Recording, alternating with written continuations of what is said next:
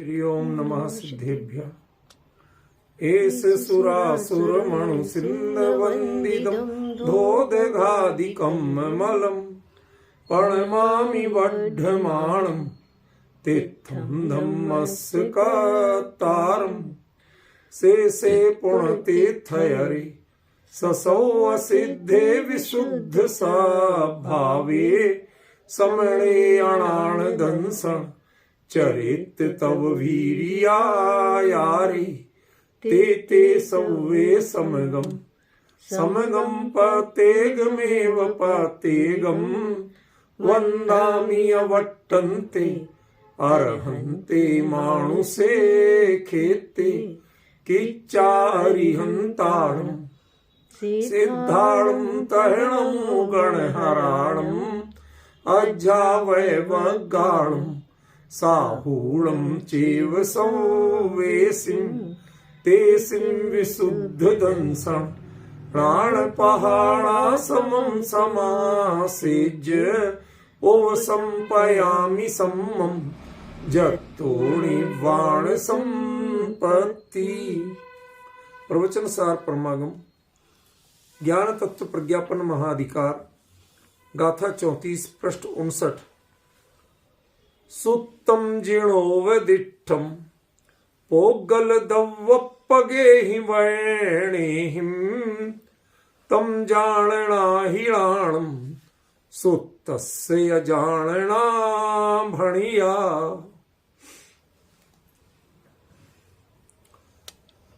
गाथा का अर्थ लेते हैं।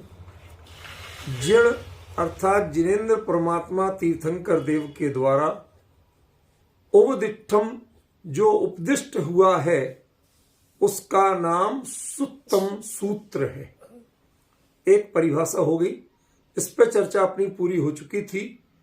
आज की चर्चा का जो मुख्य विषय है वो है पोगल दव्व पगेहि बैणेहिं, उद्गल द्रव्यात्मक वचनों से। तो ये बात मैंने पहले दिन ही कही थी जब इस गाथा को शुरू किया था कि वचन तो पुद्गल रूप ही होते हैं। ये किसको बताना, ये तो द्रव्य संग्रह लेवल की बात है। उसमें कहा है साफ, सद्दो बंदो सुमो थूलो संठान भेदतम छाया उज्जो दादव सैया पोगल दव्वस्य पज्जाया। सबसे पहले ही पुद्गल द्रव्य की पर्याय शब्द बताइए। तो पुद्गल द्रव्यात्मक वचन ये प्रवचन सार जैसे ग्रंथ में आचार्य कुंद को क्यों कहना पड़ा, अपना प्रश्न ये है। इसका अर्थ क्या है वो हमें कठिन नहीं, वो तो बच्चा भी जान जाएगा कि इसके शब्द का अर्थ क्या है कि पुद्गल द्रव्यात्मक वचनों से जिनेन्द्र भगवान ने जो उपदिष्ट किया है उसका नाम सूत्र है। समझ रहे ना? तो ये बात तो बहुत क्लियर हो चुकी, लेकिन प्रश्न कुछ और है। प्रश्न क्या है? प्रश्न है कि ऐसा आचार्य को क्यों कहना पड़ा। समझ रहे ना? मेन मुद्दे की बात ये है, उस पर फोकस करना है, वो फोकस किया जाए, ऐसा मेरा आग्रह है।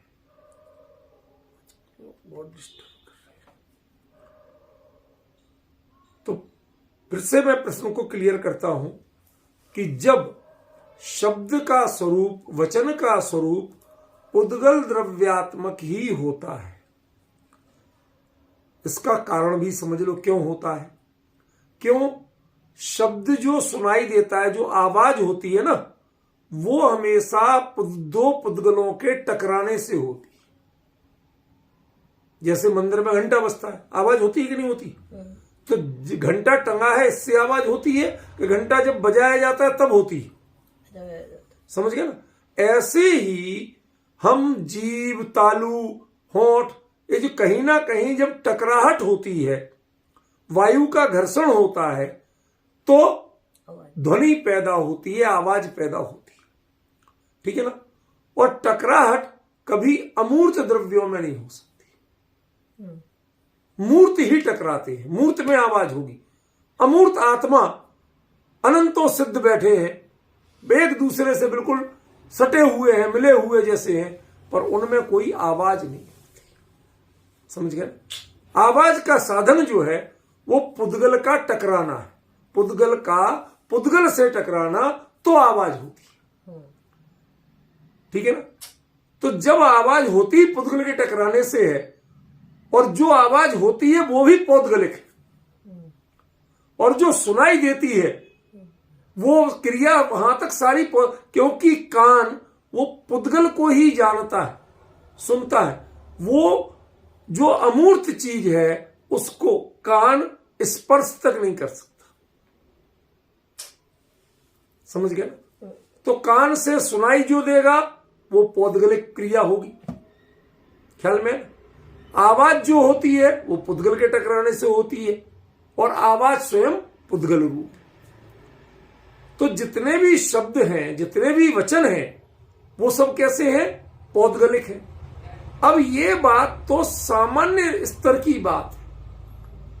इसको आचार्य कुंद ने प्रवचन सार जैसे उत्कृष्टतम ग्रंथ में स्थान क्यों दिया?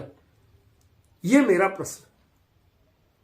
समझ रहे ना क्या प्रश्न हुआ? इसको आपने स्थान यहां पर क्यों दिया? नहीं कहते तो भी हम समझते कि जो वचन होते हैं वो तो पुद्गल द्रव्यात्मक ही होते हैं। ख्याल में ना? तो इतनी जानकारी जब सभी सामान्य अभ्यासियों को है, तो प्रवचन सार जैसे जो भगवान की वाणी को आपने लाके यहां लिखा, ये कह रहे हैं कल उपदेश का इतना उत्कृष्ट अर्थ निकला, उसमें आपने ये बात, इतनी सामान्य बात कही क्यों? ये तो तय है कि कुंद ने कही है, तो वो प्रवचन सार में कही है, तो वो सामान्य अपने आप नहीं रहेगी।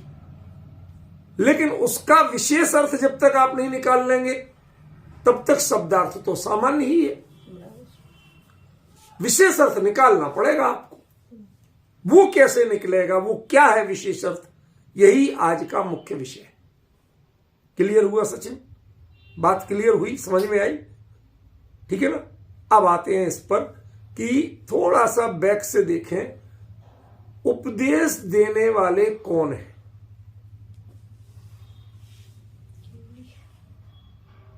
जिनेंद्र भगवान। भाई उपदेश किसका? जिनेंद्र भगवान। जिणोपदिष्टम, जिनेंद्र के द्वारा उपदिष्ट। ध्यान रखना, इसमें आचार्य ने बड़ी सफाई से एक बड़ा झोल डाला। इसमें करण दो हैं। पुद्गल द्रव्यात्मक वचनों के द्वारा, इसमें भी तृतीया है। और जिण में जो समास कर दिया ना, जिणोपदिष्टम, तो उसका विग्रह होगा जिणे ही उपदिष्टम। समझ गए? तो जिनेंद्र भगवान के द्वारा, तो दो करण हो गए एक वाक्य में, दो करण। तो वचन जो है, जो उपदिष्ट जो है, वो किसका करण, किस करण का परिणाम है?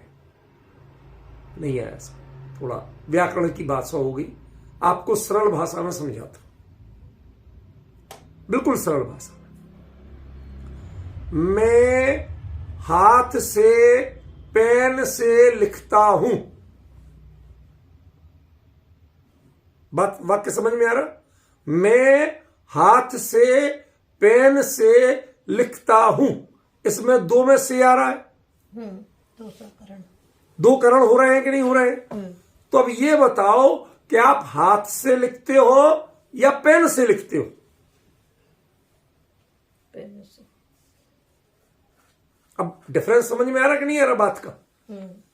भाई जो राइटिंग है, स्याही है, अक्षर की आकृति है वर्णों की, वो काय से बन रही है? हाथ से बन रही है या पेन से बन रही है? पेन से। पेन से बन रही है। वो हाथ तो पेन को चलाने का काम कर रहा है। मैंने आपको बड़ा सटीक और सीधा सरलतम दृष्टांत दिया। मैं हाथ से, पेन से लिखता हूं। तो लिखने की क्रिया में दो दो साधन हो गए, एक हाथ भी है और एक पेन भी। ठीक है ना। तो जो हाथ लिखने का काम, जो आकृतियां बन रही हैं, वो हाथ से बन रही हैं कि पेन से बन रही हैं? पेन से। भाई पेन छोड़ दो और अकेला हाथ चलाओ तो बन जाएंगी? नहीं बनेंगी। जो कलर आ रहा है वो कलर की क्वालिटी पेन में है या हाथ में है? जो स्याही है उस स्याही की क्वालिटी, क्षमता, वो पेन में है कि हाथ में है? पेन। हाथ बौद्धिक काम का श्रेय तो ले सकता है कि मैंने जैसे घुमाया वैसी आकृति बनी। क्या भाई मैं यूं यूं घुमाता तो उल्टी सीधी बनती, और मैंने सुंदर आ अनार्क ऐसा लिखा, आ अरिहंत का ऐसा लिखा तो वो आ बना। तो आप श्रेय तो ले सकते हो, लेकिन अरिहंत में जो आकृति बनी है, जो स्याही है, जितनी मोटाई आई है अक्षर की, वह हाथ की देन है या पेन की देन है? पेन की। पेन की देन है। क्यों? क्योंकि स्याही भी पेन में, निब भी पेन में, पॉइंटेड जो है, ठीक है ना, उसी क्वालिटी का अक्षर बना है। समझे ना। तो अब दो करण जहां हो, दो करण में लिखने की क्रिया का सीधा संबंध किससे हुआ? हाथ से या पेन से? पेन से। आज का थोड़ा टिपिकल विषय तो है, लेकिन घबराना नहीं। मैं 4 बार 6 बार भी बताऊंगा, यदि आप ध्यान से सुनोगे तो एक बार में समझ में आएगा। क्या? मैं का संबंध हाथ से है और लिखने का संबंध पेन से। कर्ता का, भाई तुम कैसे करते हो कि मैं हाथ से करता हूं, ठीक है। और लिखने की रूप जो क्रिया है कि लिखता हूं, तो लिखता क्रिया का संबंध कैसे है? सीधा पेन से। बात समझ गए? बात समझ में आ रही ना। यही यहां किया गया। जिनेंद्र भगवान के द्वारा पुद्गल द्रव्यात्मक वचनों के द्वारा जो उपदिष्ट हुआ उसका नाम सूत्र है, ठीक है ना। तो जो जिनेंद्र भगवान के द्वारा, वो उसमें असल में निमित्त हैं, उपादान नहीं। क्यों? क्योंकि वचन पुद्गलात्मक है और जिनेंद्र पुद्गल रूप नहीं। शांति भाई बहुत ध्यान से सुनना। क्या? वचन तो पुद्गल रूप है और जिनेंद्र पुद्गल रूप है नहीं। और उपदेश किससे हुआ? पुद्गल द्रव्यात्मक वचनों से उपदेश हुआ। तो जो उदिष्ठम क्रिया है उसका संबंध सीधा किससे है? पुद्गल द्रव्यात्मक वचनों से, ठीक है ना। और पुद्गल द्रव्यात्मक वचनों को प्रेरित करना या कुछ कहना, उसके निमित्त भूत कौन है? कि जिनेंद्र भगवान, ठीक है। तो जो आपने सुना, जिसको सुन के समझा और जो आपके जीवन में सूत्र का काम किया, वो आया कहां से था? पुद्गल द्रव्यात्मक वचनों से। तो फिर वही प्रश्न कर रहा हूं कि वचन तो पुद्गल द्रव्यात्मक होते ही हैं, आपको दोबारा क्यों बोलना पड़ा? इसलिए बोलना पड़ा कि ये अधिकार ज्ञान तत्व, केवल ज्ञान का अधिकार है।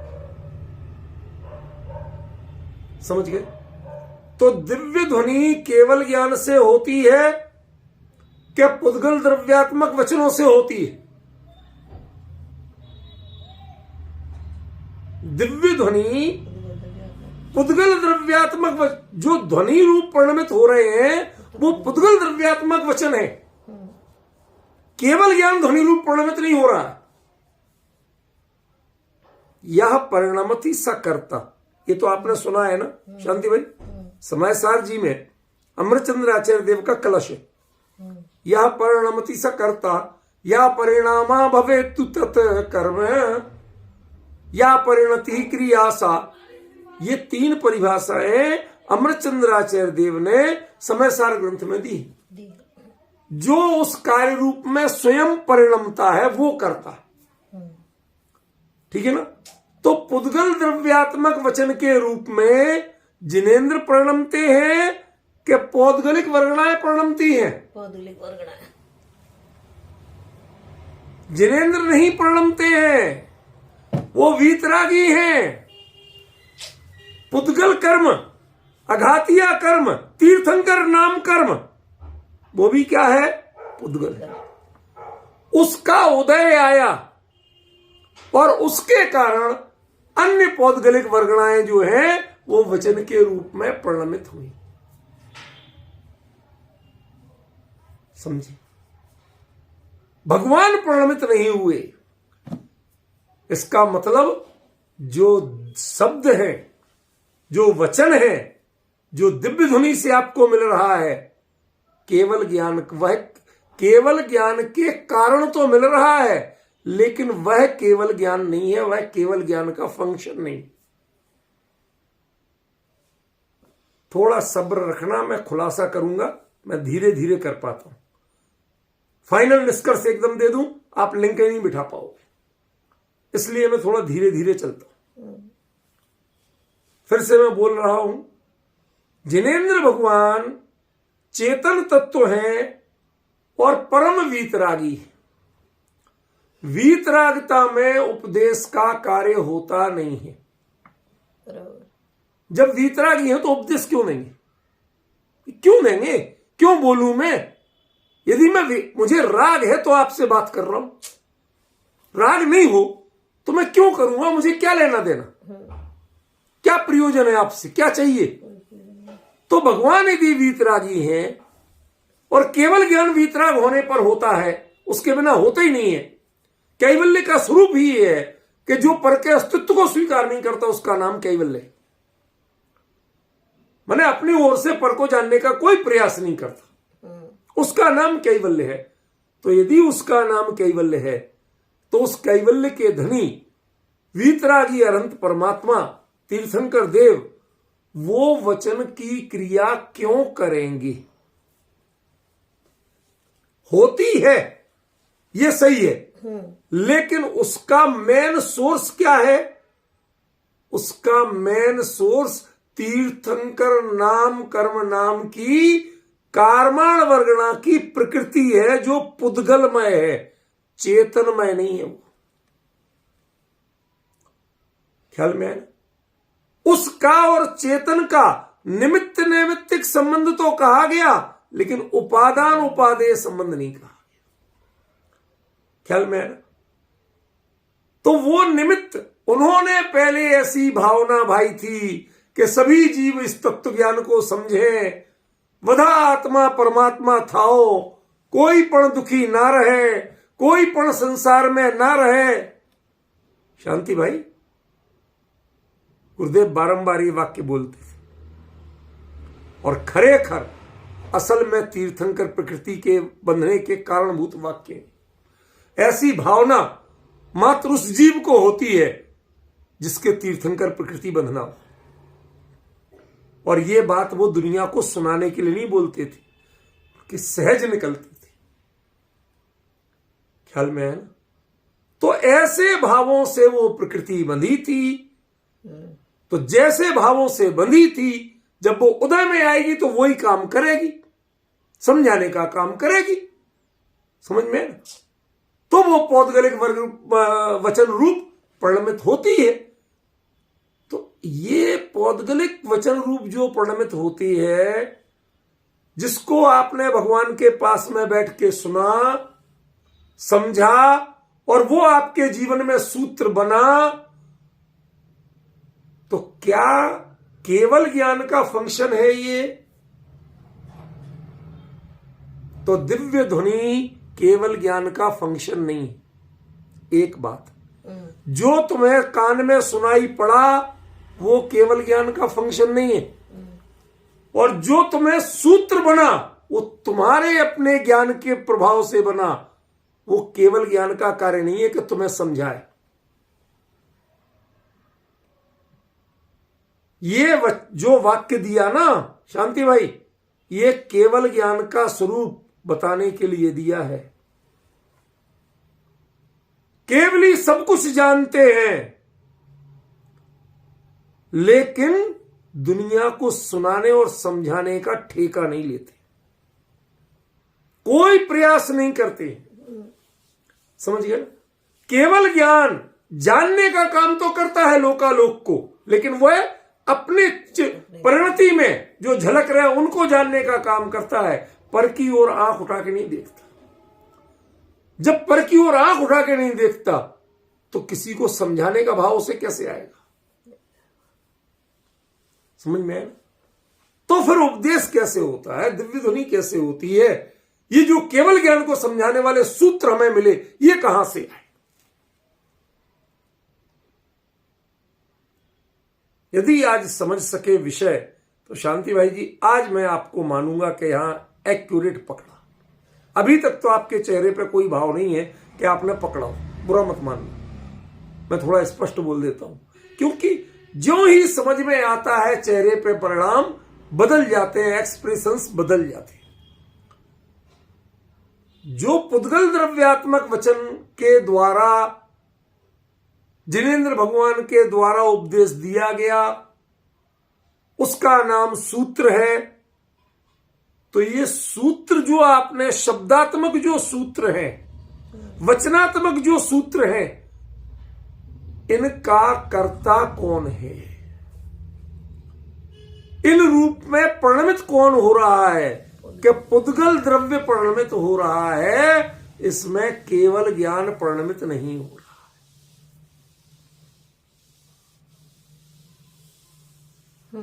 आप इसे केवल ज्ञान का फंक्शन मत मान लेना। और जो आपको बताया गया, जो आपने सुना, जो आपने समझा, केवल ज्ञान इतना ही जानता है, ये भ्रम मत पाल लेना।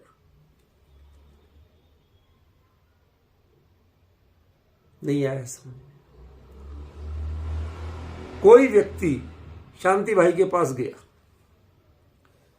उसने कहा, भाई साहब हमें बड़ी जरूरत है, बहुत अच्छा काम करने जा रहे हैं, आप जो भी मदद कर सकते हो करो। शांति भाई को जो समझ में आया वो उतना पैसा निकाल के दे दिया। यहां तक तो बात ठीक है, लेकिन इसका मतलब ये लगाया जाए कि शांति भाई के पास कुल इतना ही पैसा है या इतने ही दान की सामर्थ्य है, इससे आगे ना उनके भाव होते हैं और ना इसके अलावा उनके पास पैसा बचा। गलत। ये तो गलत होगा ना, होगा ना गलत। यही बात यहां कहना चाहते हैं। ये केवल ज्ञान का मापदंड नहीं है। जो दिव्य ध्वनि है, जो सूत्र है, वो केवल ज्ञान का मापदंड नहीं है। वह केवल ज्ञान की क्रिया नहीं है, चूंकि अधिकार ज्ञान तत्व के प्रज्ञापन का है और केवली के ही दिव्य ध्वनि होती है। उनके द्वारा उपदिष्ट वचन ही सूत्र कहलाते हैं।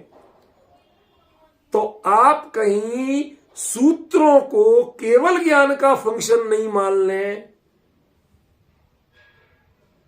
इसलिए आचार्य देव ने खुलासा किया कि पोगल दव्व पगेहिम वर्णेहिम, ये पुद्गल द्रव्यात्मक वचनों से समझ में, इसका श्रेय किसको था? पुद्गल द्रव्यात्मक वचन। आप केवल ज्ञान से डायरेक्ट चीज नहीं ले सकते। केवल ज्ञान में क्या झलक रहा है वो यदि आपको जानना है तो आपको खुद को केवली बनना पड़ेगा, उस लेवल पे जाना पड़ेगा। बाकी आपको जो कुछ मिल रहा है ना, वो पुद्गल द्रव्यात्मक वचनों से मिल रहा है। पुद्गल द्रव्यात्मक वचनों का कर्ता कौन, प्रेरक कौन? कि पुद्गल का कर्ता पुद्गल ही होगा, चेतन नहीं हो सकता। तो वो कौन है? तीर्थंकर नाम कर्म प्रकृति।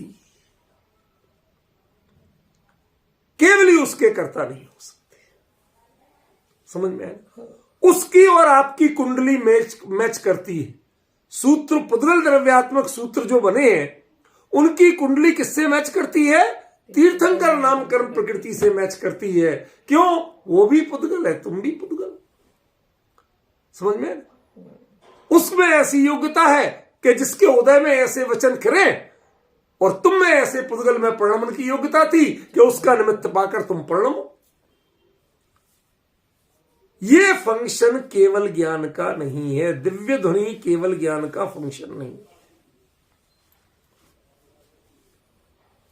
नहीं तो केवल ज्ञान होते ही प्रकट हो जाए। दिव्य ध्वनि का केवल ज्ञान से कोई सीधा रिलेशन नहीं। क्यों? यदि ऐसा हो तो सामान्य केवली के भी दिव्य ध्वनि होना चाहिए। बराबर। समझ रहे कि नहीं? बराबर। तो ये सही है। आचार्य कहते भगवान की वाणी सुन के मैं आया, भगवान साक्षात केवली।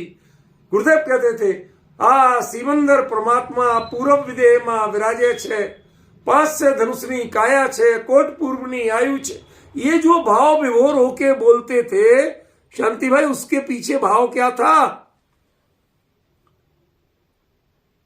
ऐसी कुंद कुंद कह रहे हैं कि हम तो साक्षात भगवान को उनसे लाए तो हो, लेकिन वो केवली थे। ये जो वचन है, ये जो सूत्र है ना, इनकी कुंडली केवल ज्ञान से मैच नहीं करती। ये केवली के ज्ञान से प्रमाणित तो है, गड़बड़ी नहीं है, लेकिन इसके कर्ता केवली कभी हो नहीं सकते। क्यों? क्योंकि वचन की सामर्थ्य अत्यंत सीमित है और ज्ञान की सामर्थ्य अनंत है। असीमित नहीं, अनंत है। एक सूत्र किसी एक अर्थ को बता सकता है, जितना चाहे गंभीर हो। ख्याल में है? तुम्हें आत्मित करने के लिए वो पर्याप्त है। सूत्र है बाहर निकलने के लिए, खुद केवली बनने के लिए पर्याप्त है। लेकिन उस सूत्र से नहीं बनोगे खरेखर। जो सूत्र को समझ के जो तुम पुरुषार्थ करोगे, उससे केवली बनोगे। जो तुम्हारा ज्ञान फंक्शन करेगा, उससे वो ज्ञान केवल ज्ञान के रूप में परिणमित होगा। ये सूत्र केवल ज्ञान के, ना सूत्र केवली से होते हैं और ना सूत्र से केवली बनती। इसके लिए आचार्य ने ये लिंक नहीं मिला लो कहीं तुम कि केवली से सूत्र का जन्म होता है और सूत्र को पढ़ के हम केवली बन सकते हैं। ऐसा भ्रम नहीं पाल लो। इसलिए आचार्य ने कह दिया पोगल दब्ब पगेम बैणेम। ये वचन जो थे वो पुद्गल द्रव्यात्मक थे, उनसे ये शब्दात्मक सूत्र बने। ध्यान रखना, इस गाथा में हर रोज एक नई दिशा मिल रही है, एक नया मर्म खुल रहा है। वो सब मर्म एक दूसरे पर आश्रित नहीं। जब जिनकी बात कही थी और सूत्र की बात कही थी तो अभिप्राय एकदम भिन्न था। उपदेश की बात कही तो अभिप्राय एकदम भिन्न था। उसमें हमने दोनों में जिनेंद्र परमात्मा की बारंबार बहुत महिमा की, लेकिन जो सूत्र मिला है, जो तुम्हें सुनाई पड़ा, जो समझा, जिससे तुमने पुरुषार्थ किया सुन के समझ के, उसके बारे में क्लियर कर रहे हैं कि ध्यान रखना, भगवान ने बोला नहीं था। और इन पुद्गल सूत्रों को जो शब्दात्मक हैं, इनको सुनने से तुम केवली नहीं बन सकते हो। इनको समझ के, उस समझ से जो पुरुषार्थ करोगे उससे बन सकते हो। शब्द का अवलंबन लेके केवली कोई नहीं बना, आज तक ना बन सकता। आपको हमारे शिवभूति तो बन गए थे, तो समासम घोषण तो, अरे भैया वो दृष्टांत है। उपयोग को अपने स्वरूप में सर्वस्व समर्पण करके केवली बने थे। वो तो समासम घोषण तो छिलका भिन्ने दाल भिन्ने, ऐसा रट रट के केवली नहीं बने। इन शब्दों ने उन्हें केवली नहीं बनाया था। शांति भाई, अब आपके चेहरे पे बात आई कि आपको बात पकड़ में आ रही, क्या कह रहे आचार्य का क्या अभिप्राय। कितना बड़ा अंतर पड़ जाता केवली की दिव्य ध्वनि होती है। केवल ज्ञान का फंक्शन दिव्य। अरे जिनवाणी के कई ग्रंथों में लिखा हुआ है शांति भाई, आप कहो तो कल 50 ग्रंथ का उदाहरण बता दूं। केवल ज्ञान के अतिशय में दिव्य ध्वनि है कि नहीं है? जन्म के 10 अतिशय होते हैं, ज्ञान के अतिशय होते हैं, तो बोलो ज्ञान के अतिशय में दिव्य ध्वनि लिखी है कि नहीं लिखी है? लिखी है। मैं कहता हूं, आपको गारंटी देता हूं, दिव्य ध्वनिर्भवति ते विशदार्थ सर्व भाषा स्वभाव परिणाम गुणई प्रयोज्या, तो भक्तामर में भी आता है। कितना बड़ा अंतर पड़ रहा है।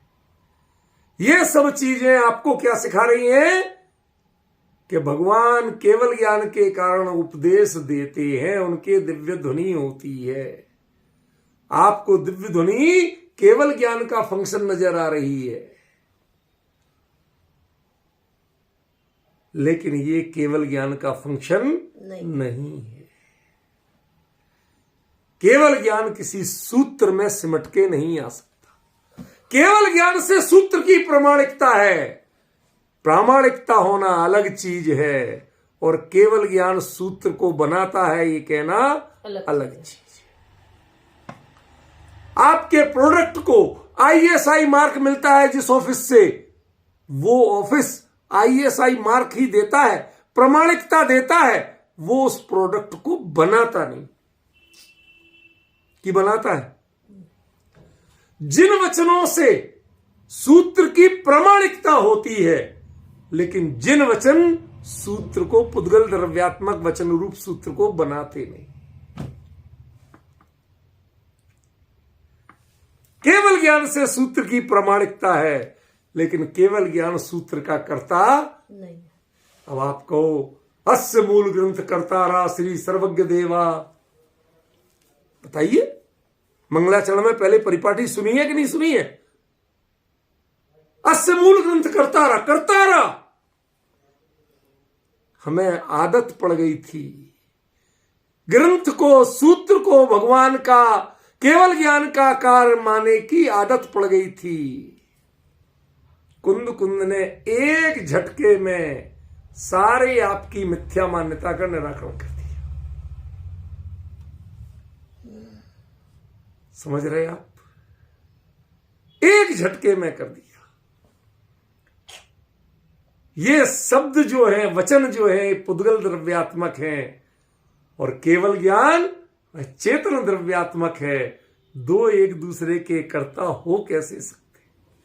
दो द्रव्यों की वर्तमान पर्यायों में जो अभाव होता है, उसे कौन सा अभाव कहते हैं? गलत कह रहे हो। दो पुद्गल द्रव्यों की, मैं दो द्रव्यों की कह रहा हूं। चार अभावों में कोई अभाव ऐसा नहीं लिखा जो दो भिन्न प्रकार के द्रव्यों की पर्यायों में अभाव बताता हो। वो तो दो द्रव्यों में अभाव बताता है, अत्यंत अभाव। जब द्रव्यों में ही अत्यंत अभाव है, तो उनके फंक्शन में ऑटोमेटिक अंडरस्टूड माना जाए कि उनके फंक्शन में भी अत्यंत अभाव। और जिनमें अत्यंत अभाव है, वो एक दूसरे के कर्ता कैसे हो सकते हैं?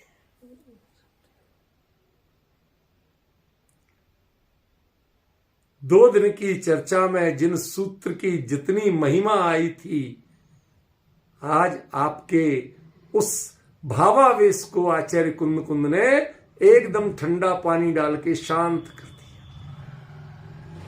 भ्रम मत पाल लेना कि केवल ज्ञान का कर्म, केवल ज्ञान का कर्तृत्व वह पुद्गल द्रव्यात्मक वचन है, या दिव्य ध्वनि है, या सूत्र है। ये केवली का कार्य नहीं, क्योंकि केवली चेतन द्रव्य हो, और ये कैसे है? पुद्गल द्रव्यात्मक वचन है। तुम केवल ज्ञान को सीधे नहीं समझ सकते। तुम्हारी जितनी क्षमता है उतना ही तो दिया जाएगा। शांति भाई, एक छोटी सी चीज बताना, संकेत में बता देना। मैं 2 उंगली करता हूं, 2 के अलग अलग नाम रखता हूं। करंट लकड़ी को से करंट लगता है कि नहीं लगता? सूखी लकड़ी से, गीली भी नहीं। सूखी लकड़ी से जी बिजली के तार को छुआ जाए तो कुछ करंट वरंट लगता है, नुकसान होता है? नहीं होता है। 11,000 वोल्ट के तार को लकड़ी से छू के देखो, आंखों देखा है, टच करते ही आदमी पूरा जल के राख हो गया। इतने लंबे बांस से छुआ, 15 फीट लंबे बांस से। आप तो कहते हो कि उससे लगता ही नहीं। पहले करंट का पावर तो जानो। तुम्हारे घर के तार, जो बिजली घर में मेगावाट से पैदा होती है बिजली, उसका पावर भिन्न होता है। फिर ये ट्रांसफार्मर्स आपको उसके पावर को घटा घटा करके कुछ वोल्ट का बचता है, तब जाके आपका बल्ब जलता है। यदि मेगावाट वाले तार में आपने अपना बल्ब लगा दिया, जलेगा? जल जाएगा, जलेगा नहीं। अंतर समझ में आया? केवली के ज्ञान में जो झलकता है, इन शब्द में, छोटे से बल्ब में क्या सामर्थ्य है कि उसको प्रकाशित करे। उसकी सामर्थ्य अनंत है और इन सूत्र की सामर्थ्य अत्यंत सीमित है। लेकिन एक गजब का चमत्कार है कि एक सूत्र को जो आत्मसात कर ले, जीवन में उतार ले, वो केवल ज्ञान की सामर्थ्य को पा सकता है, जिससे मेगावाट बिजली बनती है। वो आपका सामान्य करंट का स्विच होता है जब वो मशीन ऑन होती है। नहीं आया समझ में? जिस मशीन से कई कई मेगावाट बिजली बन रही है, उस मशीन को ऑन करने वाला स्विच क्या मेगावाट से चलता है कि कुछ वोल्ट से चलता है? अब डिफरेंस समझ में आ रहा? मैंने बड़ा सटीक दृष्टांत दिया। जो मेगावाट बिजली बनती है उसको आप छोटे बल्ब उससे जला नहीं सकते। उसको आपको ट्रांसफार्मर्स लगाना पड़ेंगे, और कम करो और कम करो और कम करो। कितने? जिससे आपका कुछ वोल्ट रह जाए, उस करंट का पावर कुछ वोल्ट रह जाए तो जलेगा। यदि आपने ज्यादा पावर दे दिया तो सारी लाइटें, फ्रिज, एसी सब फूक जाएंगे आपकी। इनके पावर की क्षमता बहुत सीमित है, और जो जहां बिजली घर में पैदा हो रही है जो पावर, उसकी क्षमता बहुत ज्यादा है, वो मेगावाट्स में होती है। और आप किलोवाट भी नहीं सह पाते हो, आपके लिए तो कुछ वाट चाहिए। देखो, वाट, किलोवाट, मेगावाट, कहां तक जा रही है बात, समझ रहे ना? तो हमारा जो क्षयोपशम ज्ञान है, ये केवल ज्ञान को समझ ही नहीं सकता, झेल ही नहीं सकता। इसलिए ये दिव्य ध्वनि, ये ट्रांसफार्मर है, ये उसके पावर को पुद्गल द्रव्यात्मक वचनों से कम करती करती करती करती इस लेवल पे लाती है कि आपको समझ में आ जाए, आपके बल्ब जल जाए। ये केवल ज्ञान आपको आप पचा ही नहीं सकते, ना आप झेल सकते हो, उससे आप टाई अप नहीं कर सकते हो। समझ में है ना? वो तो मल्टी मेगावाट और आपका कुछ वाट का। समझ गए? आपके तारों में मेगावाट सहने की क्षमता है।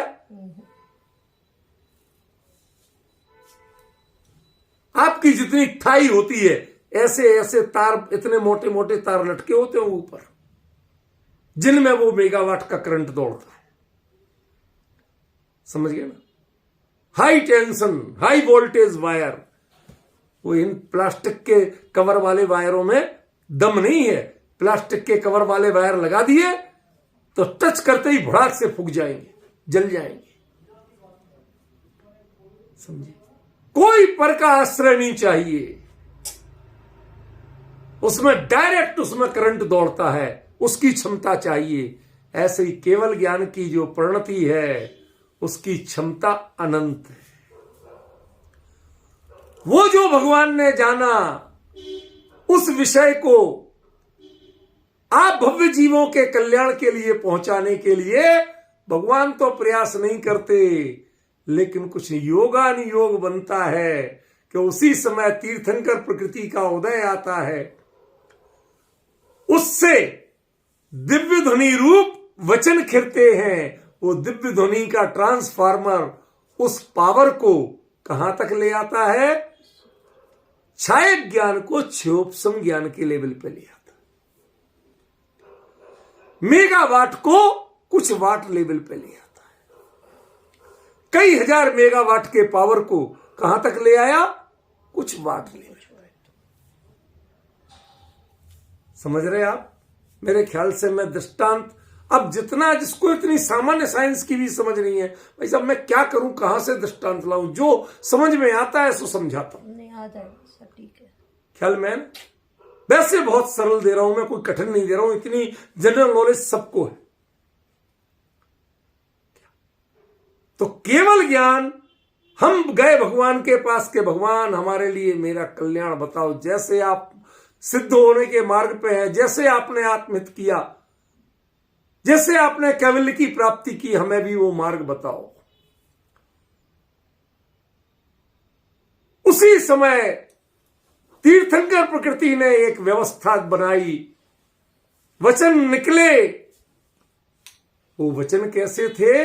पुद्गल द्रव्यात्मक थे। तीर्थंकर प्रकृति कैसी थी? पुद्गल द्रव्यात्मक थी। समझ रहे ना? लेकिन जो आप तक उसने ट्रांसफार्मर ने उसका पावर कम करते करते करते करते करते करते कहां तक लाया? आपका बल्ब जल सके उतने वाट तक लाया। तो आपका बल्ब जो जलता है उसके लिए सूत्र चाहिए। केवली का पावर कहां और सूत्र की क्षमता कहां? लेकिन उस सूत्र से यदि आत्मसात कर लिया तो वो मेगावाट पैदा करने वाला जो मशीन है ना, वो सामान्य इसी वाट के बटन से चलती है। पावर मेगावाट पैदा होता है, लेकिन वो मशीन चलाने के लिए साधारण वाट चाहिए। ऐसे ही एक सूत्र से कैवल्य की प्राप्ति हो सकती है, लेकिन सूत्र कभी केवल का कारण नहीं बनता। सूत्र केवल ज्ञान के रूप में नहीं परिणम सकता। शास्त्र की क्षमता असीमित है और केवली की क्षमता असीमित है। पिछली गाथा में केवली और श्रुत केवली दोनों का संपर्क जोड़ दिया था, तो श्रुत केवली के लिए सावधान कर दिया कि श्रुत केवली जो सूत्र को यदि कहेंगे भी, बताएंगे भी, तो उनकी सामर्थ्य अत्यंत सीमित है। वो नहीं है जो भगवान ने कहे थे। भगवान ने ऐसे शब्द रूप में नहीं कहे थे। भगवान ने पुद्गल द्रव्यात्मक शब्द रूप में नहीं कहे थे वचनों से, ये तो किसी और ने कहे थे। हां, ये सही है कि सबके पीछे भगवान केवली का रूप विद्यमान है, प्रामाणिकता उनकी है। समझ में आया? लेकिन आपको देने वाला कोई और है, और इसी से आप खुद केवली बनने के मार्ग पर जा सकते हैं। क्यों? क्योंकि लोकालोक को जानने से लोकालोक के ज्ञाता नहीं बनते हैं, एक अपने स्वरूप को जानने से लोकालोक के ज्ञाता बनते हैं। इसलिए वो वचन भले ही पुद्गल द्रव्यात्मक हों, लेकिन जानने वाला जब उससे निज स्वरूप को जानता है, समझता है, उसका अवबोधन प्राप्त करता है, तो इतने से करंट से वह पूरा मेगावाट का एक अंतर मुहूर्त टिका नहीं और मेगावाट पैदा होने लगता है, लोकालोक का ज्ञान पैदा होने लगता है। ये ऐसा अद्भुत विषय था जिसके लिए आचार्य देव को क्लियर करना पड़ा कि पोगल दब्ब पगे हिम वर्णे हिम, this is not a function of kevala jnana, this is not a function of sarvajnata, this is not a function of kaivalya, but sutra is a function of pudgala dravyatmaka वचन। इसमें केवल ज्ञान नहीं ढूंढना, लेकिन इसमें केवली बनने की कला छुपी हुई है। तुम यदि अपने आप को जागृत करो तो इतना सा वचन, जैसे केवली के निमित्तपणा और ये कार्य हो रहा है। पुद्गल द्रव्यात्मक जो परमाणु थे, वर्गणाएं थी, वो सूत्र रूप में परिणमित हो गई। ऐसे ही इन सूत्रों का भाव यदि अपने में लोगे तो तुम्हारा ज्ञान भी ये निमित्त बन सकती है कि तुम्हारा ज्ञान कैवल्य के रूप में परिणमित हो जाए। इसलिए श्रुत केवली और केवली के अंतर का बारीकी से ध्यान रखना, समझना जरूरी है। जब आप सूत्र से श्रुत केवली बन सकते हैं, श्रुत केवली माने द्वादशांग के ज्ञाता नहीं। क्या कहा था पिछली गाथा में? जो शास्त्र के माध्यम से अपने आप को नहीं, गलत। मूल गाथा के शब्द आना चाहिए। देखो, दोबारा देखो जरा। जो ही सुदेण विजानदी अपाणम जानगम सावे, जो अपने को जानता है वो श्रुत ज्ञान से जानता है। श्रुत ज्ञान के लिए एक आधार बनते हैं सूत्र।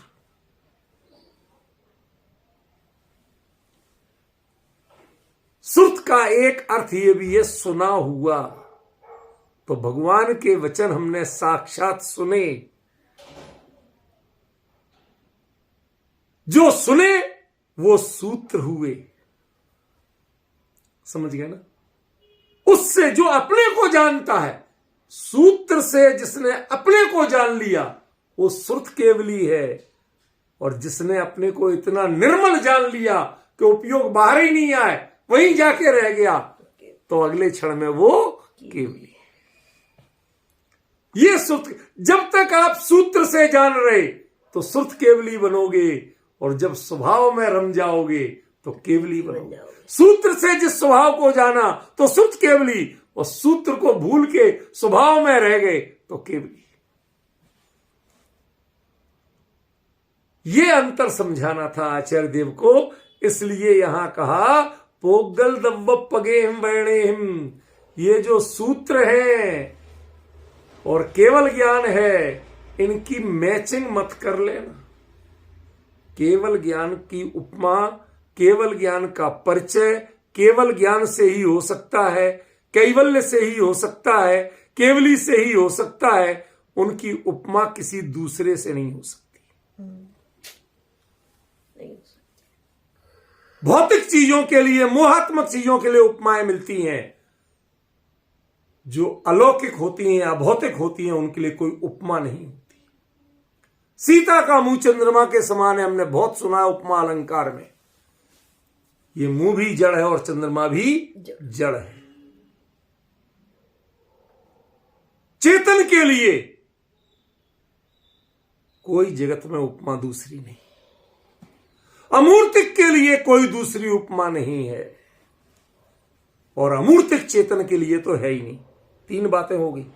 एक चेतन के लिए नहीं है, दूसरा अमूर्तिक के लिए नहीं है, लेकिन अमूर्तिक तो और भी होते हैं ना, धर्म धर्म आकाश काल, समझ गए ना? इसलिए तीसरी मैंने शर्त लगाई, अमूर्तिक चेतन के लिए भी कोई उपमा नहीं।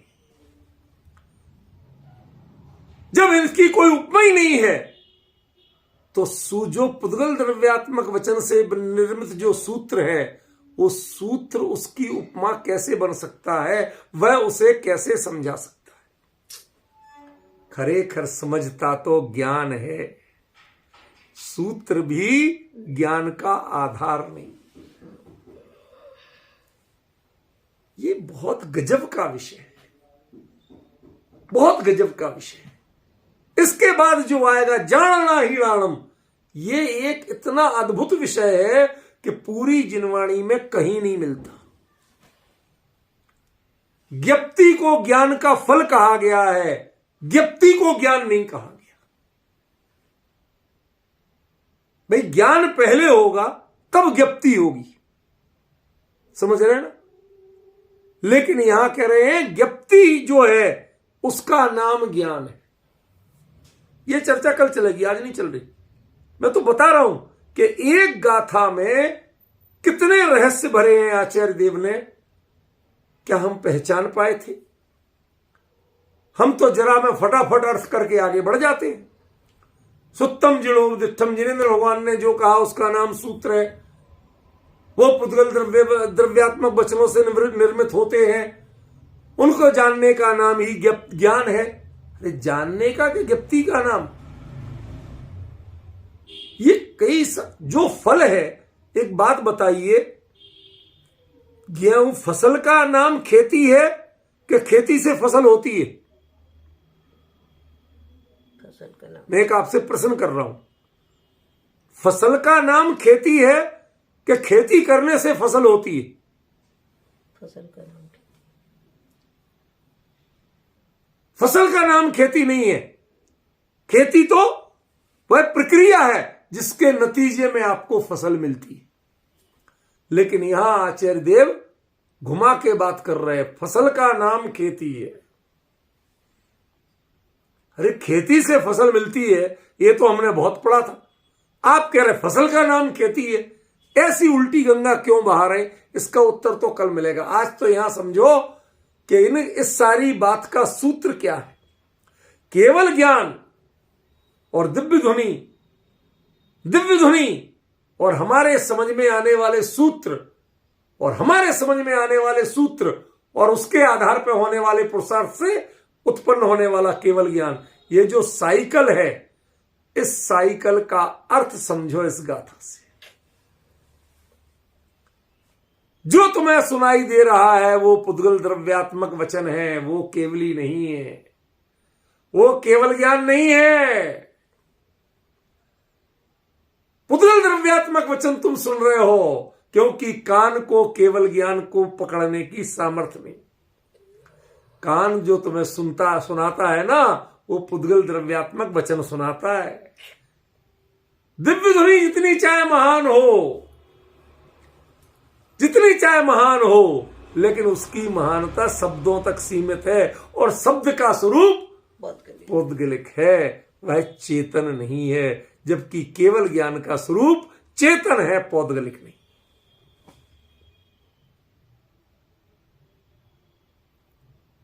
एक प्रश्न करता हूं सचिन, सोच समझ के देना उत्तर, चाहे बाद में लिख देना। केवल ज्ञानावरणी के अभाव से केवल ज्ञान होता है कि नहीं? केवल ज्ञान से केवल ज्ञानावरणी का अभाव होता है, यह भी गलत है। क्योंकि इसका मतलब है कि केवल ज्ञान होने तक केवल ज्ञानावरणी बचा हुआ था। दोनों का एक काल है, समकालत्व। समय सार जी में इस पर आचार्य अमृतचंद्र ने कई कलश लिखे। कथम ज्ञान और आश्रव की निवृत्ति, इन दोनों का समकालत्व कैसे है?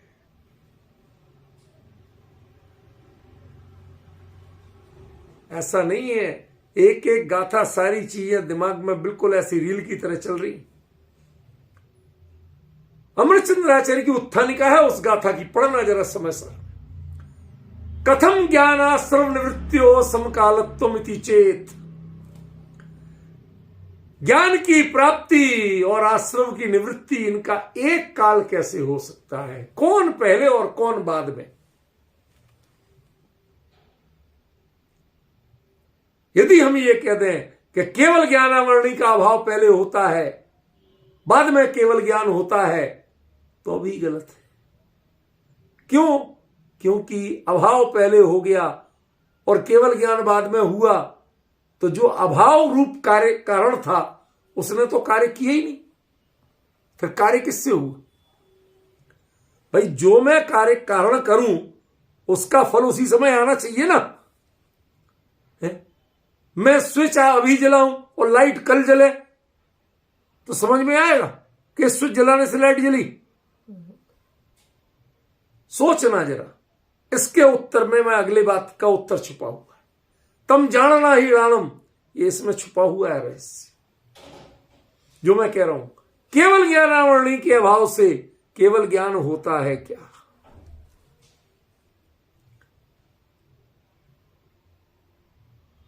अभी नहीं आ रहा ना समझ में? कोई बात नहीं, कोई चिंता नहीं करना, शांत भाव से विचार करना। मैं आपको क्लू दे रहा हूं। भगवान की दिव्य ध्वनि से केवल ज्ञान होता है क्या? कोई केवली बनता है क्या? जिनवाणी मोक्ष न सैनीय है क्या? मोक्ष तो कैवल्य की प्राप्ति है।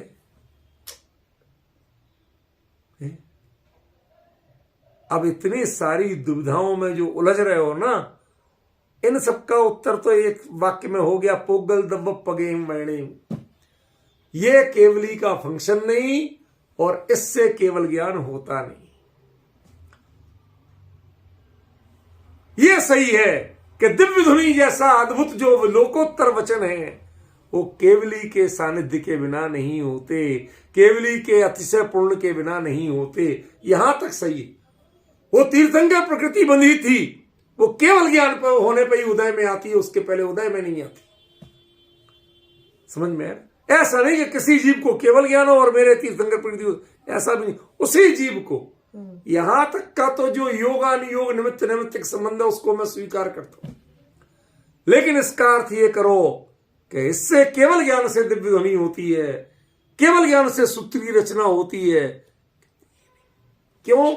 क्योंकि सूत्र जो है पुद्गल द्रव्यात्मक वचनों से उपदिष्ट होते हैं।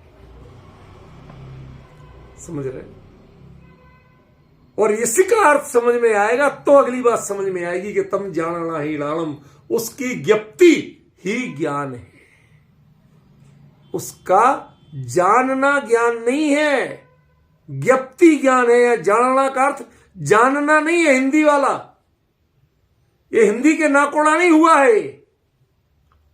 यह जानना माने ज्ञप्ति, उसकी ज्ञप्ति ही ज्ञान यानी केवल ज्ञान है। या ज्ञान के शब्द का अर्थ केवल ज्ञान है। ये अर्थ अधिकार ही ज्ञान तत्व के प्रज्ञापन यानी केवल ज्ञान के प्रज्ञापन का, सामान्य ज्ञान की बात नहीं है। समझिए? तो उस सूत्र की जानना, उस सूत्र की ज्ञप्ति ही ज्ञान है।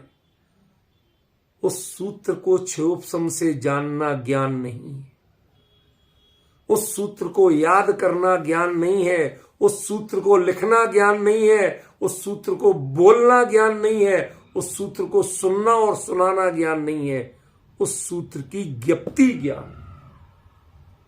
इतना बड़ा रहस्य दे रहे हैं आचार्य देव कि आज तक जिन शासन में और कहीं ये वाक्य का प्रयोग नहीं मिलेगा।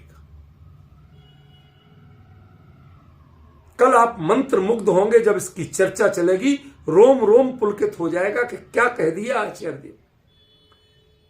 हमने जिसको सामान्य रूप में लिख दिया उसका असली रहस्य क्या है, आप आनंदित हो जाएंगे।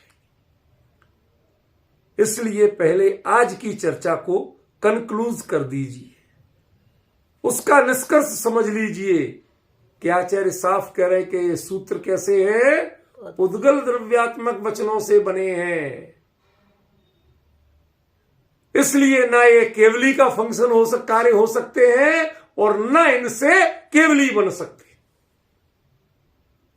ये कहते हुए अगली पंक्ति में कहते हैं कि इनकी ज्ञप्ति से केवल ज्ञान होता है। तम जानना ही नाम का अर्थ क्या है? इनकी ज्ञप्ति से केवल ज्ञान होता है। अरे जब ये केवल ज्ञान ही से उत्पन्न नहीं हुए, पुद्गल द्रव्यात्मक है और ये केवल ज्ञान के कारण नहीं हो सकते, फिर ये आपने क्या लिख दिया? इसका विश्लेषण कल करूंगा, आज नहीं करूंगा।